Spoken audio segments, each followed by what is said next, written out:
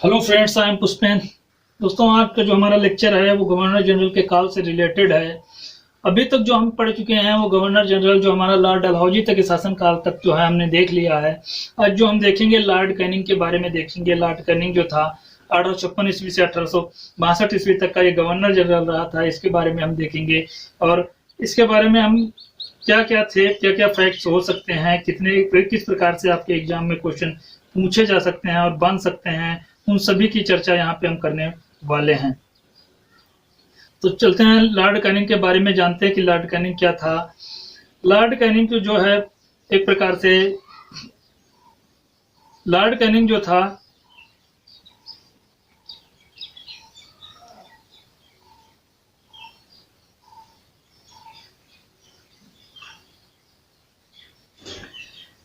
Lord Canning जो था वो भारत में कंपनी द्वारा नियुक्त अंतिम गवर्नर था। कंपनी द्वारा नियुक्त किया गया था लॉर्ड कैनिंग। ये जो है अंतिम गवर्नर था। ये लॉर्ड कैनिंग था हमारा जो एक प्रकार से गवर्नर। और गवर्नर जनरल ब्रिटिश सम्राट के अधीन नियुक्त किए जाते थे। जितने भी गवर्नर जनरल थे ये ब्रिटिश सम्राट के अधीन नियुक्त किया जाने वाला पहला वायसराय भी था। कौन था? लॉर्ड कैनिंग जो था हमारा ये गवर्नर जनरल था। ये जो है वायसराय था एक प्रकार से। 1856 ईस्वी से 1862 ईस्वी तक का इसका जो कार्यकाल था, ये एक प्रकार से गवर्नर जनरल था। ये ब्रिटिश शासन के सम्राट के अधीन नियुक्त एक भारत का पहला वायसराय था। आपसे क्वेश्चन पूछा जा सकता है कि भारत का पहला वायसराय कौन था? ये लॉर्ड कैनिंग था। भारत का पहला गवर्नर जनरल कौन था? वो लॉर्ड विलियम बेंटिक था। और भारत का मतलब एक प्रकार से कह सकते हैं, उसकी बात करें अगर बंगाल का अगर जो गवर्नर जनरल की बात करें तो बंगाल का गवर्नर जनरल वारेन हेस्टिंग्स था। और पहला गवर्नर की अगर जो बात करें तो पहला गवर्नर जो था ब्रिटिश गवर्नर वो रॉबर्ट क्लाइव था। गवर्नर जनरल ब्रिटिश सम्राट के द्वारा नियुक्त किया जाता था। भारत का पहला वायसराय था। और 1857 ईस्वी में महत्वपूर्ण ऐतिहासिक विद्रोह इसी के शासनकाल में हुआ था। भारत का पहला विश्वविद्यालय कलकत्ता विश्वविद्यालय जो है 1857 में, बाद में बंबई में और मद्रास में भी विश्वविद्यालय की स्थापना हुई थी। अब इसके बाद में लॉर्ड मेयो द्वारा स्थापित दंड संहिता। लॉर्ड मेयो ने जो है वो भारतीय दंड संहिता 1858 में आवश्यक परिवर्तनों से 1861 में इसको क्या किया था? लॉर्ड मेयो ने लॉर्ड मैकाले द्वारा प्रस्तावित जो भारतीय दंड संहिता 1858 ईस्वी में आवश्यक परिवर्तनों के साथ 1861 ईस्वी में को लागू कर दिया था। इसने जो है 1861 ईस्वी में लागू किया था।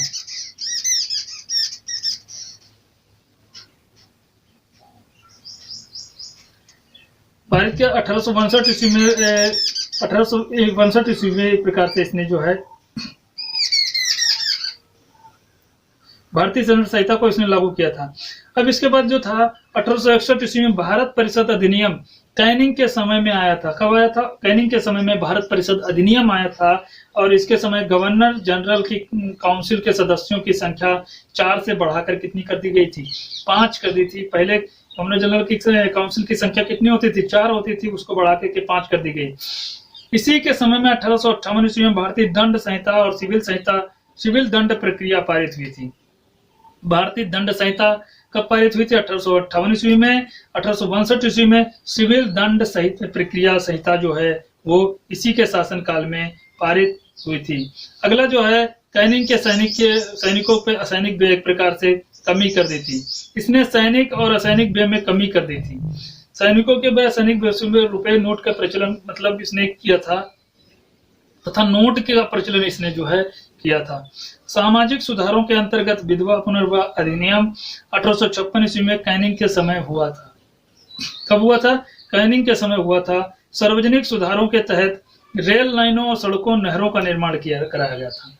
सार्वजनिक सुधारों के तहत रेल लाइनों और सड़कों और नहरों का निर्माण कराया गया था। नहरों का क्या कराया गया था? निर्माण कराया गया था। और न्यायिक सुधारों के अंतर्गत कैनिंग की अगर जो बात करें तो 1861 ईस्वी में हाई कोर्ट एक्ट पारित किया गया था, जिसके अंतर्गत बम्बई, कलकत्ता और मद्रास में एक उच्च न्यायालय की स्थापना की गई थी। कहाँ पे की गई थी? बम्बई, कलकत्ता और उच्च न्यायालय की स्थापना की गई थी। इसने जो है भारत में दास प्रथा को गैर कानूनी बनाया था। किसने बनाया था? लॉर्ड कैनिंग ने भारत दास प्रथा को कानूनी बनाया था। आपसे क्वेश्चन पूछा जा सकता है, दास प्रथा को किसने समाप्त किया था? मतलब गैर कानूनी किसने बनाया था? गैर कानूनी घोषित किया था लॉर्ड कैनिंग ने। सती प्रथा, ठगी प्रथा, दास प्रथा। दास प्रथा किसके शासनकाल में गैर कानूनी घोषित हुई थी? लॉर्ड कैनिंग के शासनकाल में। सती प्रथा, ठगी प्रथा लॉर्ड विलियम बेंटिक के समय में हुई थी।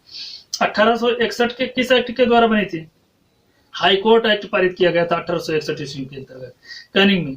बम्बई, कलकत्ता और मद्रास के उच्च न्यायालयों की स्थापना इसके द्वारा की गई थी। किसके द्वारा? 1861 ईस्वी में हाई कोर्ट एक्ट जो बनाया था उसने। और लॉर्ड एलिगन इसके बाद आता है अगला गवर्नर। ये जो है 1862 ईस्वी से 1863 ईस्वी में सबसे महत्वपूर्ण सफलता जो इसकी थी वो बहावियों आंदोलन का इसने क्या किया था? बहावी आंदोलन का इसने दमन कर दिया था, बहावियों का दमन कर दिया था। इसके समय में विधवा पुनर्विवाह प्रोत्साहन प्राप्त हुआ था। किसके समय में? लॉर्ड एलिगन के समय में 1862 से 63 ईस्वी का जो शासनकाल था, विधवा पुनर्विवाह प्रोत्साहन अधिनियम। क्वेश्चन आपसे बनता है, ठगी प्रथा, सती प्रथा का अंत लॉर्ड विलियम बेंटिक के शासनकाल में, और दास प्रथा का अंत किसके शासनकाल में? लॉर्ड कैनिंग के शासनकाल में। विधवा पुनर्विवाह का मतलब एक प्रकार से मतलब वो दास प्रथा को एक प्रकार से गैर कानूनी घोषित किया था उसने, लॉर्ड कैनिंग ने उसको समाप्त नहीं, गैर कानूनी घोषित किया था। और उसके बाद में विधवा पुनर्विवाह को प्रोत्साहन किसने दिया था कि विधवाएं जो फिर से विवाह कर सकती हैं, इसका प्रोत्साहन किसके शासनकाल में हुआ था? लॉर्ड एलिगन के शासनकाल में हुआ था। ये फैक्ट्स हैं, आप याद रखिएगा। इनको बार बार मैं रिपीट कर रहा हूँ ताकि एग्जाम में जो है वो आपको याद हो सके। इसके बाद जो था 1863 ईस्वी में पंजाब में इसकी जो है मृत्यु हो गई थी। 1863 ईस्वी में पंजाब में इसी गवर्नर जनरल की मृत्यु हुई थी। ये वायसराय बन गया था। इसके बाद सर जॉन शोर जो है 1864 ईस्वी से 1869 ईस्वी तक रहा था गवर्नर जनरल। गवर्नर जनरल नहीं, वायसराय कहलाने लगा था। 1864 ईस्वी से 1869 ईस्वी तक का वायसराय था। और इसने भूटान के महत्वपूर्ण युद्ध हुआ था 1864 ईस्वी में। भूटान के साथ एक महत्वपूर्ण इसके शासनकाल में युद्ध हुआ था। 1864 ईस्वी में भूटान पराजित हुआ था। अंततः दोनों पक्षों के बीच में क्या हो गई थी? संधियां हो गई थी। भूटान से भी भारत का युद्ध हुआ था। कब हुआ था? 1864 ईस्वी में हुआ था। भूटान की जिसमें क्या हुई थी? पराजय हो गई थी। इसके बाद हुआ था 1865 ईस्वी में यूरोप में दूर संचार व्यवस्था के लिए भारत और यूरोपियों के बीच समुद्री टेलीग्राफ सेवा शुरू हुई थी। समुद्री टेलीग्राफ सेवा जो है वो शुरू हुई थी। अगला जो था लॉर्ड मेयो, 1869 ईस्वी से 1872 ईस्वी तक का जो शासनकाल था वो लॉर्ड मेयो का था। इसका था लॉर्ड मेयो का शासनकाल 1869 से 1872 ईस्वी। लॉर्ड मेयो ने 1870 ईस्वी में इसने जो है एक प्रकार से वित्तीय का केंद्रीकरण की शुरुआत की थी। वित्तीय केंद्रीकरण की इसने जो है प्रकार से शुरुआत की थी।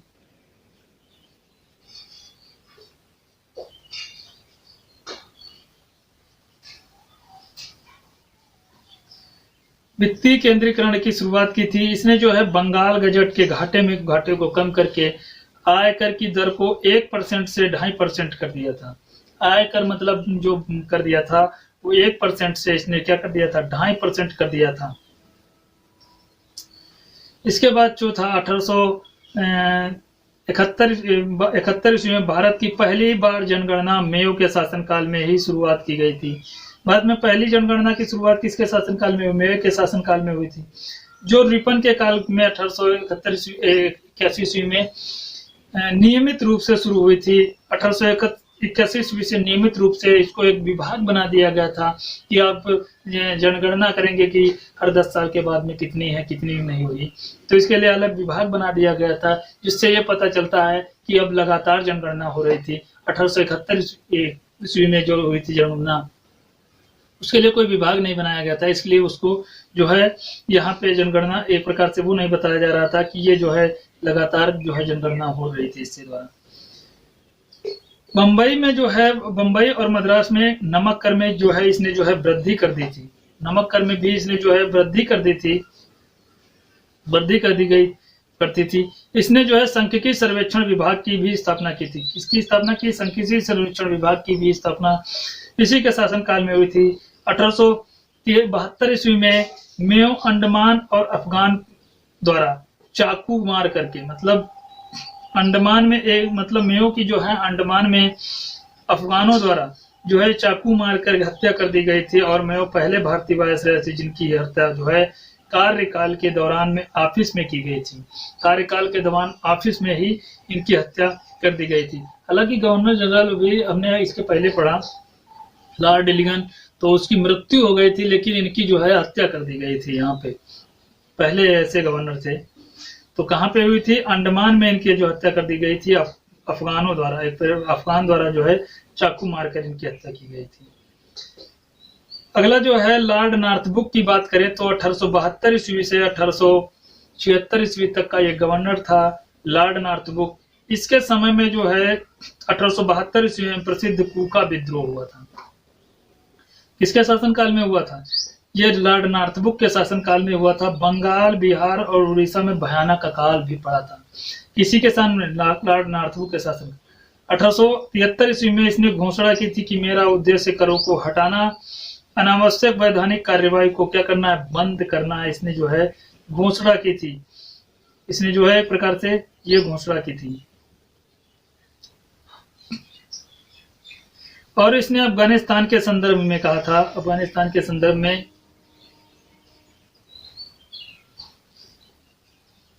इसने अफगानिस्तान के हस्तक्षेप नीति का भी पालन किया था। और इसके समय में सुएज नहर खुल जाने के कारण भारत में ब्रिटेन के मध्य व्यापार संधि, व्यापार में वृद्धि हुई थी। मतलब सुएज नहर जब खुल गई थी तो भारत और ब्रिटेन के मध्य क्या हुए थे? व्यापार जो है बढ़ोतरी हो गई थी। और इसी के समय में 1875 ईस्वी में Prince of Wales King Edward सप्तम द्वारा भारत आए थे। प्रिंस ऑफ वेल्स जो है किंग एडवर्ड, ये तो थे भारत आए थे। और 1800 मतलब लिटन के शासनकाल की अगर जो बात करें तो 1876 ईस्वी की बात है। 1876 ईस्वी से 1880 ईस्वी तक का जो है लॉर्ड लिटन का कार्यकाल था। इसी के समय में 1876 ईस्वी से 78 ईस्वी तक भारत में भीषण अकाल पड़ा था। और सबसे अधिक प्रभावित किसको हुआ था? मद्रास, बंबई, मैसूर और हैदराबाद, ये जो है सबसे, पंजाब, मध्य भारत, ये जो है सबसे ज्यादा प्रभावित हुए थे 1878 ईस्वी में लॉर्ड लिटन के शासनकाल में, लॉर्ड लिटन के शासनकाल में। और इसी के समय में, और इसी के समय जो है वर्नाकुलर प्रेस एक्ट पारित हुआ था। 1878 ईस्वी में वर्नाकुलर प्रेस एक्ट किसके शासनकाल में पारित हुआ? लॉर्ड मेयो के शासनकाल में ही पारित हुआ था। लॉर्ड लिटन के शासनकाल में पारित हुआ। लॉर्ड मेयो तो ऊपर चले गए। ये 1876 से 1880 ईस्वी तक का गवर्नर। 1878 ईस्वी में वर्नाकुलर प्रेस एक्ट इसके शासनकाल में पारित हुआ था। और भारतीय समाचार पत्रों को एक प्रकार से प्रतिबंधित कर दिया गया था। मतलब इसके द्वारा, वर्नाकुलर प्रेस एक्ट के द्वारा क्या था, आपसे क्वेश्चन पूछा जा सकता है। इसके द्वारा सती प्रथा का रोक लगाई गई थी, ठगी प्रथा पर रोक, विधवा विवाह पर रोक लगाई गई थी, या इसके द्वारा समाचार पत्रों के प्रकाशन पर रोक लगाई गई थी। तो ये इस प्रकार से क्वेश्चन बन सकते हैं। तो समाचार पत्रों को प्रतिबंधित कर दिया गया था। Vernacular press act SN Banerjee को आकाश से होने वाली वज्रपात कहा है। मतलब वर्नाकुलर प्रेस एक्ट को एसएन बनर्जी द्वारा आकाश से होने वाला एक प्रकार से वज्रपात कहा है। इसी के समय में सिविल सेवा की परीक्षा जो है घटा करके 19 वर्ष कर दी गई थी। 21 से घटा करके 19 वर्ष कर दी गई थी, जिसका उद्देश्य था एक प्रकार से भारतीयों को इसमें जो है प्रतियोगिता में प्रवेश से रोकना था, ऐसा जो है लोग मानते हैं। मतलब यहाँ के लोगों को जो है अंग्रेजी आती नहीं थी, तो किसी भी प्रकार से अंग्रेजी पढ़ के वहाँ पे परीक्षा देने जाते थे इंग्लैंड में। तो इसके बाद यहीं पे परीक्षा होने लगी थी। तो इंग्लैंड में मतलब जो वहाँ यहाँ से परीक्षा देने जाते थे इंग्लैंड में, तो ये लोग क्या हुआ था, अब 19 कर दोगे तो अंग्रेजी सीखने का टाइम भी नहीं रह जाएगा। तो इसलिए ये लोग अंग्रेजों ने सोचा था कि उम्र को क्या कर दें, हम घटा दें, जैसे भारतीयों को प्रतियोगिता में क्या करें, प्रवेश ना होने दें। इसी समय में कपास पे लगे आयात शुल्क को कम कर दिया। कपास पे जो आयात शुल्क लगाया गया था उसको भी इसी के समय में कम कर दिया गया था। इसके बाद जो था लॉर्ड रिपन का शासनकाल जो आया था, लॉर्ड रिपन के शासनकाल के बारे में हम जानते हैं। 1880 ईस्वी से 84 ईस्वी तक का जो शासनकाल था वो लॉर्ड रिपन का शासनकाल था। इसे जो है ग्लैडस्टोन के नेतृत्व में लिबरल पार्टी नियुक्त किया गया था। ग्लैडस्टोन के नेतृत्व में इसको जो है लिबरल पार्टी द्वारा नियुक्त किया गया था। और 1881 ईस्वी में प्रथम फैक्ट्री एक्ट इसी के समय में पारित हुआ था।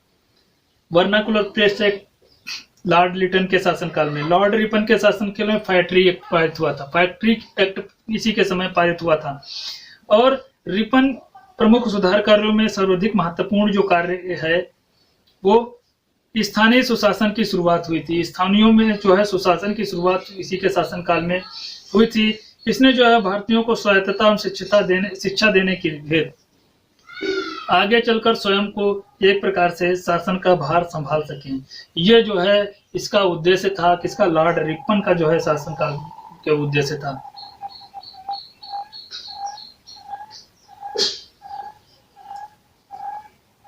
इसके बाद आया था इसी के शासनकाल में इल्बर्ट बिल आया था। इल्बर्ट बिल विधेयक 1883 ईस्वी में आया था, इसी के समय प्रस्तुत किया गया था। इल्बर्ट बिल पर हुए विवाद के कारण लॉर्ड रिपन के कार्यकाल की समाप्ति के पूर्व त्याग पत्र दे दिया था।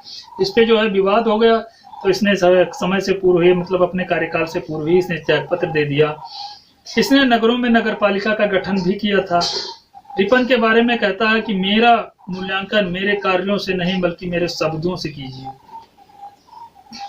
रिपन ने कहा था कि मेरा अगर जो मूल्यांकन आपको करना है तो मेरे मूल्यांकन मेरे कार्यों से ना करें, मेरे शब्दों से करें। लॉर्ड डफरिन की बात आई। इसके बाद जो अगला गवर्नर आया लॉर्ड डफरिन आया 1884 ईस्वी से 1888 ईस्वी तक। लॉर्ड डफरिन ने जो है किसानों के हितों की रक्षा के लिए विशेष ध्यान दिया था। मतलब किसानों की रक्षा के लिए इसने जो है विशेष ध्यान दिया था। और इसके शासनकाल की जो महत्वपूर्ण घटना थी तृतीय आंग्ल बर्मा युद्ध। तृतीय आंग्ल बर्मा युद्ध 1885 ईस्वी से 88 ईस्वी तक, जिसमें बर्मा जो है वो पराजित हो गया था। डफरिन ने जो है बर्मा को जीत करके अंग्रेजी राज्य में मिला लिया था। डफरिन ने क्या किया, बर्मा को जीत लिया था, अंग्रेजी राज्य में मिला दिया था। 1886 ईस्वी में अवध और 1887 ईस्वी में इसने टेनेंसी एक्ट पारित किया था। टेनेंसी एक्ट पारित किया था 1886 ईस्वी में। 1885 ईस्वी में भारतीय स्त्रियों के लेडी डफरिन फंड की स्थापित किया था। मतलब लेडी डफरिन फंड जो है इसने स्थापित किया था स्त्रियों को लिए। लेडी डफरिन फंड की स्थापना की थी 1885 ईस्वी में। इसके बाद इसी के समय 1885 ईस्वी में ए.ओ. ह्यूम भारतीय राष्ट्रीय कांग्रेस की स्थापना की थी। ए.ओ. ह्यूम ने भारतीय राष्ट्रीय कांग्रेस की स्थापना किसके शासनकाल में की थी, डफरिन के शासनकाल में की थी। इसके बाद आया लॉर्ड लैंसडाउन 1888 ईस्वी से 1894 ईस्वी में लॉर्ड लैंसडाउन आया। इसके बारे में थोड़ा हम जान लेते हैं कि लॉर्ड लैंसडाउन है क्या। तो लॉर्ड लैंसडाउन ब्रिटिश साम्राज्य की सीमा को बढ़ाना था, इसका जो है प्रकार से उद्देश्य था। ये चाहता था ब्रिटिश साम्राज्य में भारतीय सीमा को क्या करना, बढ़ाता था। इसने जो है मॉर्टिमर डूरन की अध्यक्षता में विशिष्ट मंडल जो है अफगानिस्तान भेजा था। मॉर्टिमर जो डूरन थे जिनके नाम पे डूरन रेखा खींची गई है, तो विशिष्ट मंडल अफगानिस्तान भेजा, जिनके प्रयासों से 1893 में पहले और अफगानिस्तान के बीच में एक रेखा खींची गई थी जिसका नाम दिया गया था डूरंड रेखा। डूरंड रेखा जिसका नाम दिया गया था। और इसी के समय में दूसरा फैक्ट्री एक्ट पारित किया गया था। दूसरा फैक्ट्री एक्ट किसके शासनकाल में पारित किया गया था, 1891 ईस्वी में लाया गया था। स्त्रियों को 11 घंटे दिन में अधिक काम करने पर प्रतिबंध लगाया गया था। मतलब महिलाओं को 11 घंटे से ज्यादा फैक्ट्रियों में काम आप नहीं करा सकते हैं। वो कौन सा एक्ट था, फैक्ट्री एक्ट 1891 लाया गया था। फैक्ट्री एक्ट 1891 इसी के शासनकाल में लाया गया था। ये लॉर्ड लैंसडाउन था। अगला जो है वो हमारा गवर्नर था वो लॉर्ड एलिगन दिथी था। लॉर्ड एलिगन दिथी का जो शासनकाल की बात करें तो उसका जो शासनकाल था वो 1894 से 1899 ईस्वी तक का लॉर्ड का एलिगन का शासनकाल था। और इसी के समय में 1895 ईस्वी में 98 तक मध्य प्रदेश, बिहार और उत्तर प्रदेश, पंजाब में भीषण अकाल पड़ा था। दूसरा भी अकाल इसके शासन का मतलब दूसरा भी अकाल अंग्रेजों के शासनकाल में पड़ा, लॉर्ड एलिगन के समय में पड़ा था, घोषणा की थी। 1896 ईस्वी में इसी के समय बंबई में प्लेग फैल गया था। बंबई में क्या प्लेग फैल गया था। मुंबई में प्लेग फैल गया था और 1896 में इसी समय बंबई में प्लेग फैल गया था। 1897 में चापेकर बंधुओं द्वारा पूना में अंग्रेज अधिकारियों की हत्या कर दी गई थी। इसी के समय 1899 में मुंडा विद्रोह हुआ था। किसके समय में? इसी के समय में मुंडा विद्रोह भी हुआ था। और लॉर्ड कर्जन की अगर जो बात करें, इसके बाद अगला गवर्नर जनरल जो हमारा था वो लॉर्ड कर्जन आया था। 1899 ईस्वी से 1905 ईस्वी तक का जो गवर्नर था वो लॉर्ड कर्जन था। 1899 से 1900 ईस्वी में जो अकाल पड़ा था, इसके लिए कर्जन को सर एंटोनी मैकडोनाल्ड की अध्यक्षता में अकाल आयोग की स्थापना हुई थी।